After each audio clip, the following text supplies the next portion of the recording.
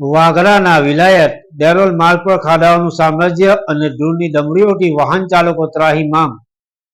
તંત્ર સામે ઉગ્ર રોષ. વાગરા તાલુકાના અતિ મહત્વના ગણાતા વિલાયત ડેરોલ માર્ગ પરની વાહન ચાલકોની મુશ્કેલીઓનો અંત આવવાનું નામ લેતો નથી.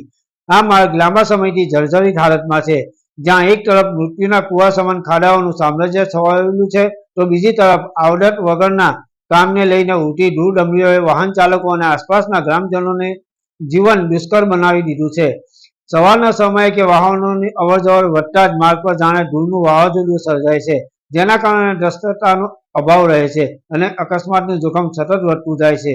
ધૂળના ગાઢ વાદળોને કારણે વાહન ચાલકોને સામેથી આવતા વાહનો જોવામાં ભારે મુશ્કેલી પડે છે. માર્ગની બિસ્માર સપાટીના કારણે વાહનો ધીમા ચાલે છે અને સતત ધૂળ ઉડતી રહે છે, જેને હવે એક ગંભીર સમસ્યાનું સ્વરૂપ ધારણ કરી લીધું છે. આસપાસના ગ્રામજનો અને માર્ગ પરથી પસાર થતા નોકરિયાત વર્ગના લોકોને સતત ધૂળ શ્વાસમાં જવાથી શ્વાસ અને ફેફસા સંબંધિત બીમારીઓનો ભય સતાવી રહ્યો છે. આ માર્ગ પર ખાડાઓની ગંભીરતાને કારણે વાહન ચાલકો ખાડાથી બચવા માટે વારંવાર માર્ગ પર આડું અવળું વાહન હંકારે છે, જે ધૂળ ઉડાડવામાં વધારો કરે છે. સ્થાનિકોના મતે તંત્ર દ્વારા માર્ગની સમારકામ કે યોગ્ય જાળવણી માટે કોઈ નક્કર પગલાં લેવામાં આવતા નથી.